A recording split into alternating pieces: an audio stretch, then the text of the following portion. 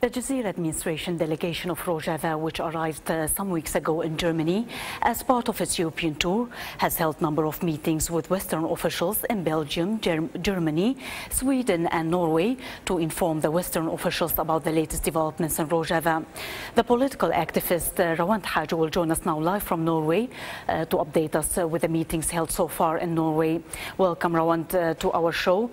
Tell us please more about the Jazeera delegation meetings in Norway. Who has been met so far and what has been discussed in the meetings? The delegation was made up of two leading Kurdish politicians, Saleh Giddo, which is the foreign minister of the Jazeera canton in Western Kurdistan, Dr. Abdul Karim Amr, who is the political spokesperson of the same canton, and finally Isa Hanna, representative of the United Assyrian Party in Europe. Well, during the course of 3 days, the delegation met with leading Norwegian political parties, representatives of the foreign ministry, and several human rights and aid groups. The delegation also conducted a number of interviews with some of the major newspapers in Norway, including Dagbladet and ABC News. The delegation, which came to Norway on June 16th, actually has been traveling across Scandinavia during the last couple of weeks, engaging in talks and discussions with the political representatives of Sweden, Denmark, and now Norway.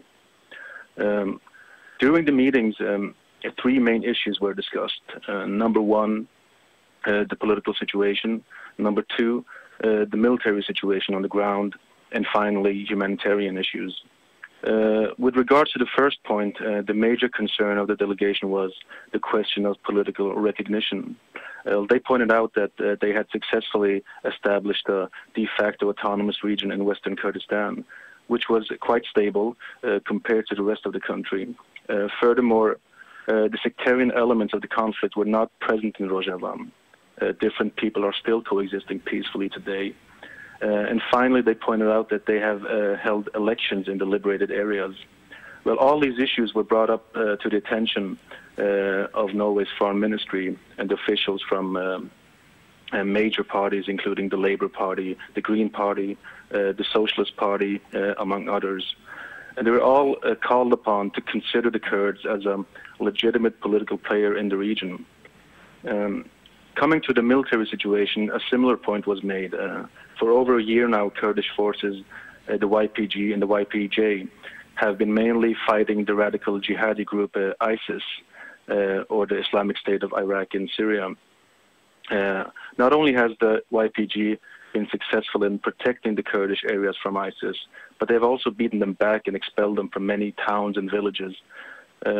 This issue was, of course, one of the main topics of the meetings, considering the latest developments in the region and the ISIS takeover of several major cities in Iraq. The delegation made it clear that while the West eagerly denounces ISIS as a terrorist organization, they at the same time refuse to recognize the efforts of the YPG in fighting and containing the same group. Finally, with regards to the humanitarian issues, the delegation had a couple of meetings with the Norwegian Red Cross and the UN office in Oslo. The major concern was the economic strangulation of the Kurdish areas, in fact what amounts to an embargo by the surrounding countries, namely Turkey and Iraq. The embargo has virtually blocked any shipment of much needed aid to the Kurdish areas. And this, of course, poses a major problem for the general population. During the meeting, new strategies and ways of sending aid to the Kurdish areas were discussed, and the delegation asked for support and putting pressure on Turkey and Iraq to end the embargo. All in all, the outcome of the talks seemed to have been positive, and they are likely to continue in the future. And as I said before, the meetings did receive media coverage in some of the major Norwegian newspapers. Rewend Haco, the political activist from Norway, thank you very much for the update.